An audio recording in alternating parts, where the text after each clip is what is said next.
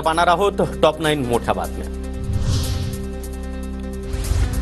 शिखर बँक घोटाळा प्रकरणी अजित पवार यांच्या अडचणी वाढण्याची शक्यता। अतिरिक्त क्लोजर रिपोर्टला अण्णा हजारे आव्हान देणार। अण्णा हजारे निषेध याचिका दाखल करणार। 29 जूनला कोर्टामध्ये पुढील सुनावणी।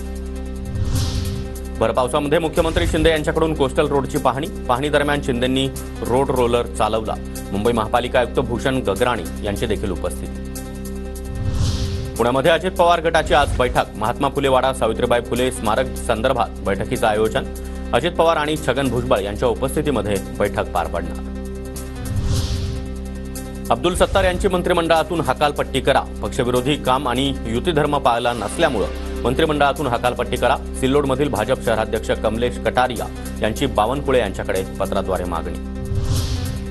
राज्य सरकारच्या शिष्टमंडळाच्या आश्वासनानंतर मनोज जरांगे यांचं उपोषण स्थगित। जरांगे यांच्याकडून राज्य सरकारला 13 जुलैपर्यंत वेळ। सरकारनं निर्णय घेतला नाही तर निवडणुकीच्या मैदानात उतरणार, जरांगे यांचा इशारा।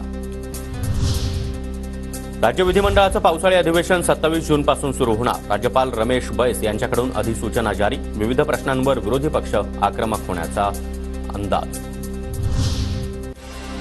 विधानसभेच्या कामकाज सल्लागार समितीची आज बैठक। पावसाळी अधिवेशनाचा कालावधी कामकाज ठरवण्यासाठी बैठकीचं आयोजन। ससूनमधील ब्लड रिपोर्ट फेरफार प्रकरणी विशाल अग्रवालसह शिवानी अग्रवाल आणि अशफाक मकानदार यांना आज कोर्टामध्ये हजर केलं जाणार। तिघांची पोलीस कोठडी आज संपणार। ससून रुग्णालयातील 6 ते 7 कर्मचाऱ्यांचे पोलिसांनी जबाब नोंदवले। पुणे अपघात प्रकरणामध्ये रक्ताचं सॅम्पल बदलल्याप्रकरणी पोलिसांची कारवाई।